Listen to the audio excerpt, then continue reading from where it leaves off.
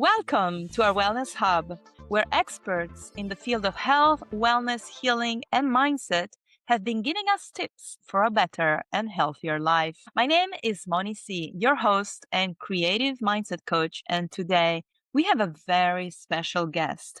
Her name is Thea Litsios. She's a career clarity coach. Thea, thank you so much for being here with us today. Tell us a bit about yourself and what are you doing to help people from around the world? So I'm a career clarity coach. And what that means is that I'm not the person to help you get a job or write your resume. I'm the person who, if you want to change careers, but you have no idea what you want to do, I'm the person that can help you figure that out. Beautiful. You have a special method, right? An assessment that you use with your Yes. clients. What is it called and what does it So do? it's called Kolbe, and that's Kolbe.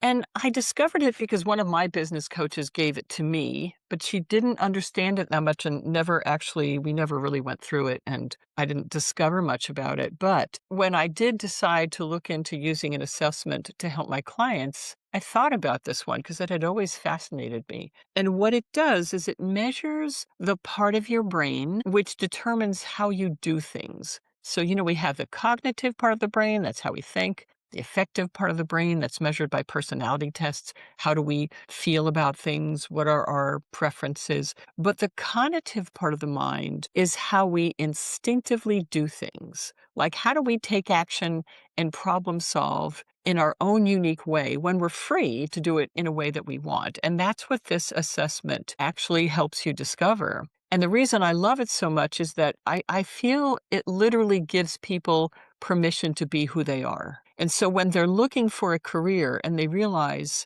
that they're the person that needs all the data and all the details, or they're someone who wants a lot of freedom and flexibility, helps you choose a career that's in alignment with those strengths. So it's really fantastic. And you told me that in your life you chose a path and you were not, 100% I guess, aligned with it. And then something happened inside of you. What did you, and that led you to do what you're doing today? You were not really aligned with the job that you were doing, correct? So it was kind of a journey. As I said, I was a professional photographer for 26 years. And the first half, I was a freelance photojournalist. At one point, I was freelancing mostly for the Los Angeles Times. And I loved it, but I also knew in the back of my mind, there's something more, there's something else I'm supposed to be doing. And I moved at a certain point to another city. I moved away from Los Angeles, assuming that I would just find work in that other city, but there wasn't very much work. It was a smaller city, didn't have as many newspapers. So I ended up having a job within a photo studio of a business. It paid well, but it was so boring that after another 13 years, I've like, you know what? I'm going to open my own studio. I'm going to do my own thing. Fortunately, I chose 2007 and I didn't know much about marketing. So by 2008, when the economy crashed, I had to close my doors because I literally didn't know how to run a business and keep it going and get new clients. So I temporarily took a sales job in 2008 to just give myself some time to figure out what I wanted to do. And it was like a soul-sucking job. It was just terrible. But during that time, in order to kind of keep my sanity, I started to explore things that really interested me. And those types of things were like teaching people how to use their dreams. It's something called active dreaming, and it was kind of a modern shamanic approach to dreams, and I got certified to be a teacher for that. And then I got interested in hypnotism, all while I'm working these other jobs or caregiving for my elderly father at one point. And eventually it led me to be a life coach. And then I realized that I loved the idea of helping people not waste as much time as I did when I was in the sales jobs that I hated but didn't know what I wanted to do next.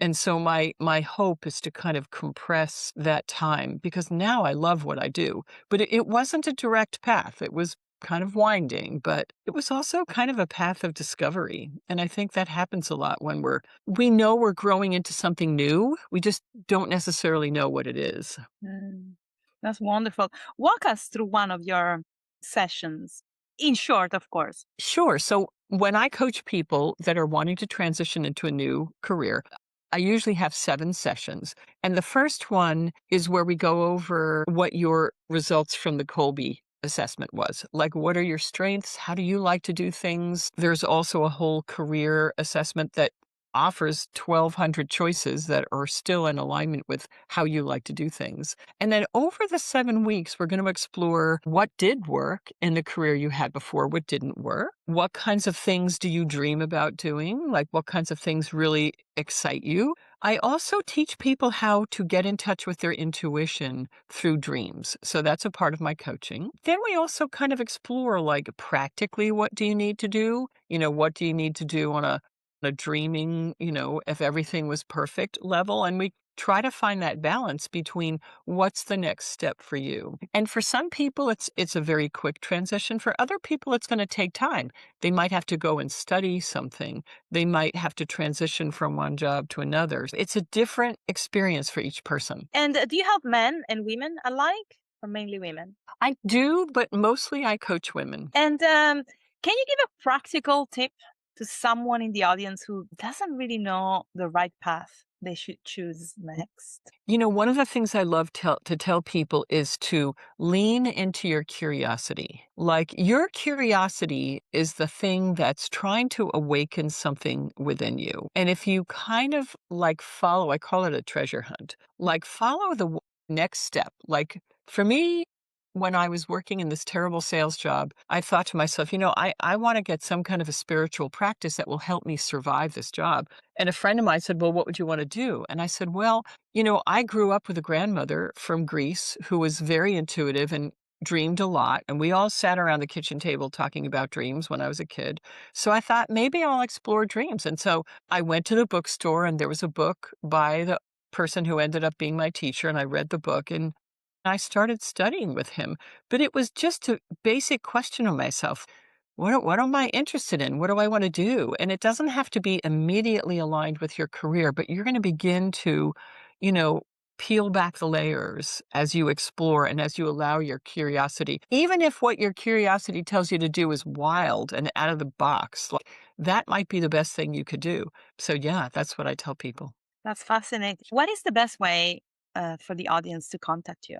So my website is just my name, thealitsios.com. People can actually book a free 30-minute consultation with me.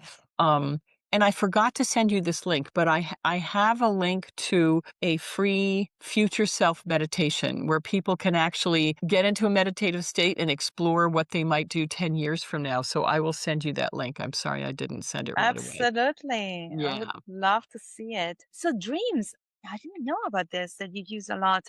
What about people who say, I don't remember my dream? Like, I don't remember my dreams, but we all dream, correct? We do, and that's the reason I like to use it to help people get in touch with their intuition. So what I suggest is, if you're someone who does not remember your dreams, is to buy a journal that's just your dream journal and keep it by the side of your bed. Sometimes people like to talk into their phone, but I like to write. And the minute you wake up, before you even move, see if there are any lingering images in your mind, because they go away very quickly for everyone. They're very ephemeral. And if you have even just little snippets, you want to write them down. Sometimes you might have a song in your head. And if you think about the words of that song, it's very relevant. Or sometimes you just have an image. And so writing those things down, it's as if you're acknowledging your dreams. I'm paying attention. I'm actually trying.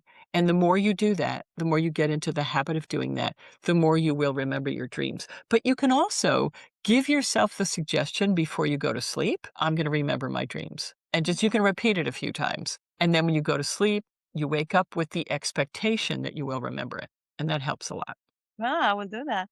And so, do you actually interpret the dream that your clients tell you? What I do is I teach them how to think about their dreams. So I give people kind of a format to think about their dreams. I don't necessarily interpret them. I might give my opinion about their dream, but the truth is the only expert of your dream is you. So I might share my ideas about your dream, but ultimately, whenever I tell people, if you're talking about someone else with your dreams, you should always preface what you say as, well, if it were my dream, because you're kind of stating, I'm not the expert on your dream, you are.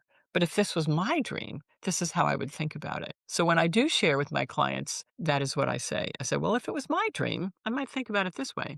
I love it. And so your clients are mainly online right now, Hmm. all over the Hmm. world. And Yes, I've had clients from Hawaii to Iceland. I'm on the East Coast. I'm near New York City. And it's nice because there's a lot of flexibility. It works very well to be able to be on Zoom and just talk to people. So, yeah, I'm not limited to just being local. and your program is 7 weeks, or you have also standalone workshops? I How does it don't work? at this point. I also, excuse me, I also work with college students who are trying to figure out what to major in. And with college students, I tend to maybe coach 3 or 4 weeks. They don't need as much coaching because oftentimes they kind of know what they want to do, but they haven't been given permission to say it's okay to go in that direction. So with college students, 3 or 4 weeks. With everyone else, about 7 weeks. College students.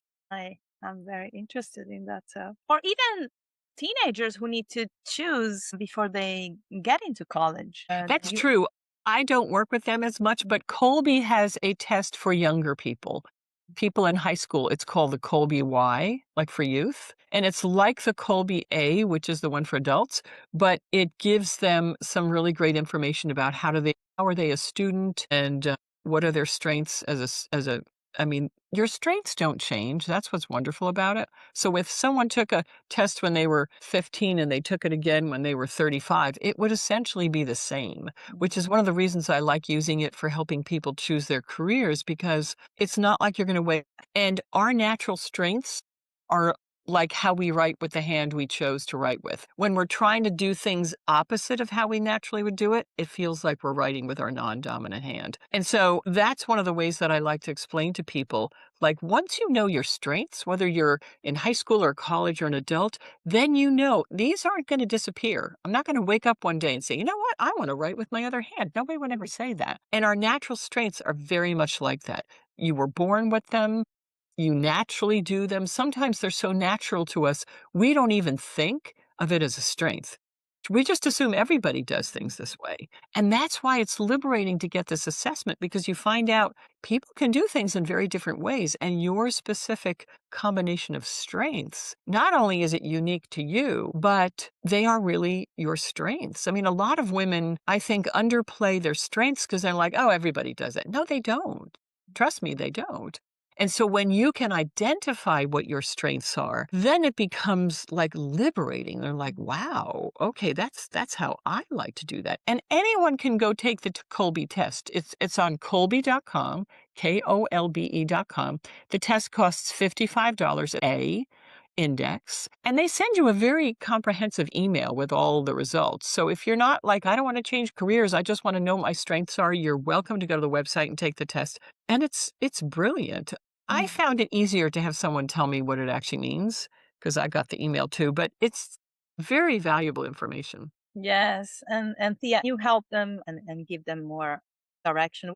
Thea, our time is up, unfortunately. I really want to thank you again for coming here, for sharing your knowledge, your energy, your expertise. You are really helping people. You're making a difference in this world because you are helping so many people find the right path for themselves. I hope to see you again soon. And until then, goodbye. Thank you so much, Moni. It was a pleasure. Thank you very much.